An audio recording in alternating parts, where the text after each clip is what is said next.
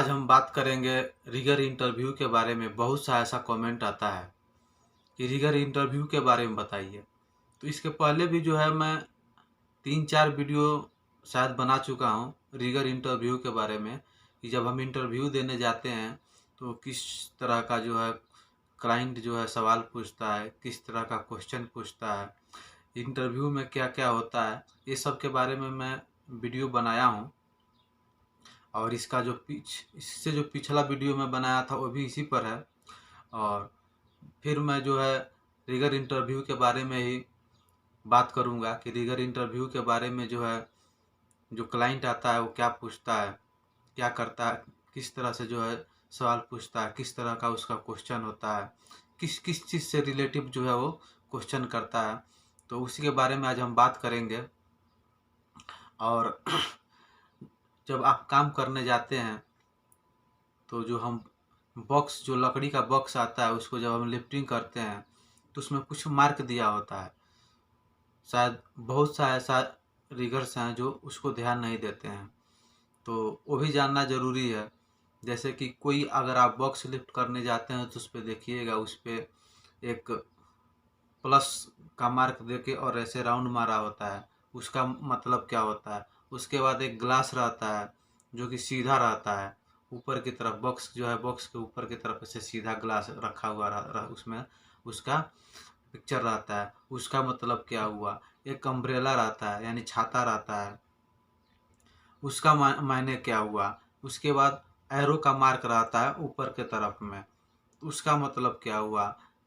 उसके बाद बारिश का पिक्चर रहता है, बारिश का जो है फोटो रहता है कि बारिश हो रहा है, उसका मतलब क्या हुआ। तो ये सब जो है छोटा छोटा जो है मायने जो है, ये कभी क्लाइंट जो है पूछ सकता है। तो ये सब के बारे में भी जानकारी रखना चाहिए।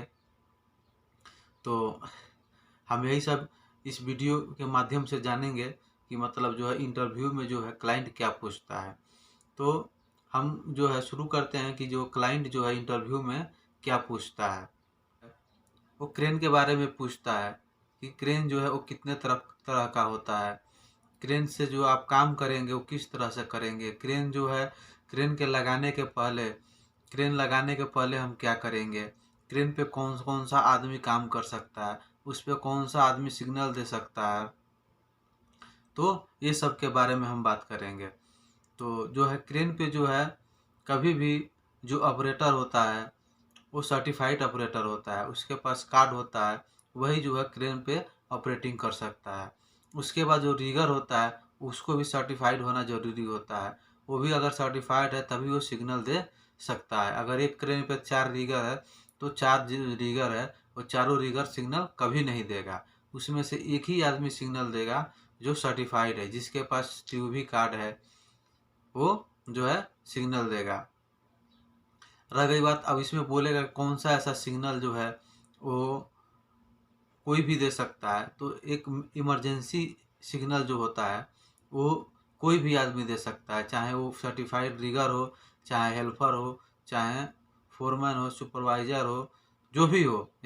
जो है इमरजेंसी जो सिग्नल होता है वही जो है सिर्फ दूसरा आदमी दे सकता है। बाकी जो सिग्नल है काम करने के दौरान वो सिर्फ जो सर्टिफाइड रिगर है वही सिग्नल देता है। उसके बाद जो है जो हम क्रेन लगाते हैं, क्रेन लगाने के पहले उस एरिया को देखा जाता है कि जो हमारा एरिया है वो सही है कि नहीं है, वो जो वहाँ का जो ज़मीन है वो लेवल है कि नहीं है, वहाँ क्रेन लगाने से जो आउट रिगर है वो कहीं नीचे तो नहीं धंसेगा। तो ये सब देखा जाता है। उसके बाद वह एरिया देखा जाता है कि वह एरिया जो है वो हाउस कीपिंग है कि नहीं है, साफ़ है कि नहीं है। क्योंकि अगर हम क्रेन लगा रहे हैं और अगर हाउस कीपिंग नहीं है, वो एरिया क्लियर नहीं है, तो स्लिप एंड ट्रिप्स होने का चांस रहता है, यानी एक्सीडेंट होने का चांस रहता है। पैर स्लिप कर सकता है, पैर में ठोकर लग सकता है, तो आदमी गिर सकता है, चोट लग सकता है। इसलिए वो एरिया क्लीन होना चाहिए, वहाँ पे हाउस कीपिंग होना चाहिए। उसके बाद अगर हम क्रेन लगा दे रहे हैं तो क्रेन लगाने के बाद जो है उस एरिया को बैरिकेड करना होता है, बैरिकेड करके ही हम काम जो है शुरू कर सकते हैं। काम करने के दौरान अगर लिफ्टिंग हो रहा है उसके दौरान उस बैरिकेड एरिया के अंदर दूसरा कोई आदमी नहीं आना चाहिए जो कि काम ना करता हो। जैसे 3-4 रिगर हैं तो रिगर के छोड़ के बाकी जो भी आदमी है उस बैरिकेड के जो है बाहर रहना चाहिए, अंदर नहीं आना चाहिए। ये सब देखा जाता है। ये सब जो है क्लाइंट को बताना पड़ता है। अगर क्लाइंट पूछता है कि क्रेन लगाने से पहले हम क्या क्या करेंगे, तो वहाँ पे आपको बताना पड़ेगा कि क्रेन लगाने से पहले वहाँ का जो एरिया है वो एरिया हम चेक करेंगे, वहाँ वुड हाउसकीपिंग है कि नहीं है वो चेक करेंगे। क्रेन लगाने के बाद उस एरिया को हम बैरिकेड करेंगे, उसके बाद जो है हम काम शुरू करेंगे। उसके बाद जो है क्रेन का जो है हुक हुआ, क्रेन का जो सेफ्टी लॉक होता है हुक में वो हुआ, वायर रोप हुआ, ये सब चेक किया जाता है। क्रेन का जो है चेक लिस्ट जो होता है, क्रेन का जो चेक लिस्ट है उसको फिलअप किया जाता है काम करने के पहले, ये सब देखा जाता है। उसके बाद जो है कोई भी क्रेन पे हम काम कर रहे हैं और हवा जो है तेज हो गया, हवा का जो स्पीड है वो तेज हो गया, तो हम काम को बंद कर देंगे, काम नहीं करेंगे। जैसे कि हवा जो है 32 किलोमीटर पर आवर से ज़्यादा होता है तो हम जो है काम को बंद कर देते हैं, काम नहीं कर सकते हैं, क्योंकि एक्सीडेंट होने का ज़्यादा चांस रहता है। तो इसलिए हम जो है काम को बंद करते हैं। तो ये सब देखना पड़ता है। उसके बाद अगर पावर लाइन है, इलेक्ट्रिक लाइन है, बिजली का जो लाइन है वो है, तो वहाँ पे जो है उससे हम 25 फीट दूरी पे जो है क्रेन लगाएंगे, वहाँ नज़दीक नहीं लगा सकते हैं। अगर वहाँ पे नज़दीक काम करना है तो जो है हम पहले सप्लाई को बंद करेंगे। जो भी अपना फोरमैन हो या सुपरवाइजर है जो भी होता है उससे बात करके, उसको बोल करके जो वहाँ का लाइन है बिजली जो है उसको हम डिस्कनेक्ट करवाएंगे। उसके बाद जो है क्रेन लगा के वहाँ काम करेंगे। तो क्या है, इससे जो है एक्सीडेंट नहीं होगा। उसके बाद जो है क्रेन हम लगा रहे हैं, क्रेन पे जो काम कर रहे हैं तो लोड लिमिट देखा जाता है। अगर क्रेन का कैपेसिटी मान लीजिए 10 टन है तो हम कैपेसिटी के हिसाब से ही कोई जो है लोड उठाएंगे, नहीं तो उसमें भी क्या है, क्रेन जो है गिरने का चांस रहता है या वायर सीलिंग टूटने का चांस रहता है या क्रेन पलटी होने का चांस रहता है। तो ये सब ये सब जो है देख के काम किया जाता है।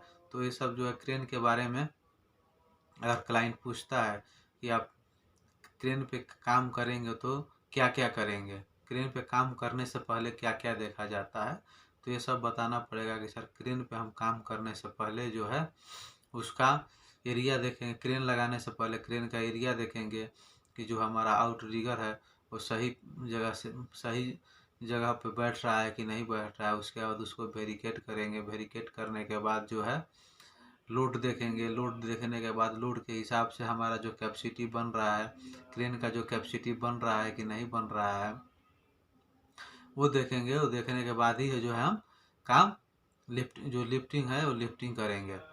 तो ये सब बताना पड़ता है। उसके बाद जो है कि क्रेन का सेफ्टी लॉक हो गया, क्रेन का जो आउट रिगर है आउट रिगर हो गया, क्रेन के आउट रिगर के नीचे पैड लगाना पड़ता है, तो बिना पैड लगाए हम काम नहीं कर सकते हैं। तो ये सब देखा जाता है।